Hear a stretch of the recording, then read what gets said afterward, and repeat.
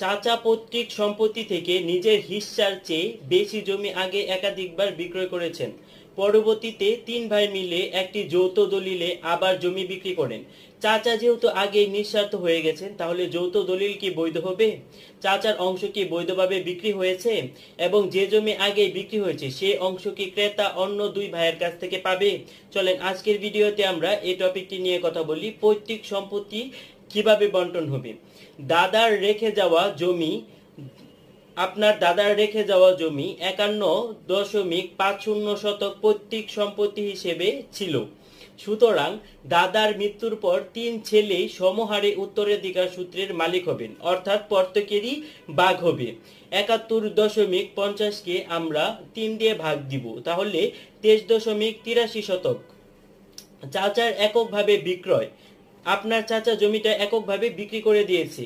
চাচা জামাল প্রথমে এককভাবে 1985 সালে 22 শতক এবং 1986 সালে 6.50 শতক জমি কেরামত গং এর কাছে বিক্রি করেন।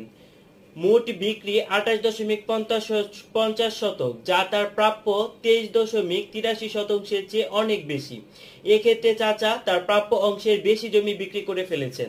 তাহলে ফলাফল হচ্ছে তিনি নিঃস্বার্থ হয়ে গেছেন, অর্থাৎ তার আর কোনো জমির উপর মালিকানা বা বিক্রয়ের অধিকার নেই।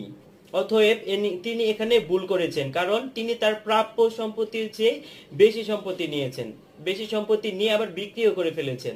যৌথ দলিলের বৈধতা 1987 সালে। পরে তিন ভাই মিলে 40 শতক জমি আবার যৌথভাবে কেরামত গং এর কাছে বিক্রি করেন। কিন্তু যেহেতু তার চাচা অংশ আগেই পুরোপুরি এমনকি অতিরিক্ত বিক্রি করে দিয়েছেন, তাই চাচার এই যৌথ বিক্রেতার অংশ নেওয়া অবৈধ। অর্থাৎ যৌথ দলিলের মধ্যে শুধু বাকি দুই ভাইয়ের অংশ বৈধ। প্রত্যেকে 23.83 শতক করে চাচার ছাড় পাবে। ক্রেতার করণীয় কি? যিনি এই জমিটি কিনেছেন, তাহলে তার করণীয় কি? যেহেতু কেরামত গং এক জমি বারবার কিনেছেন, তাই তার কেবল বৈধভাবে তার মালিক অর্থাৎ চাচার দুই ভাই তাদের অংশটুকু রাখতে পারবেন।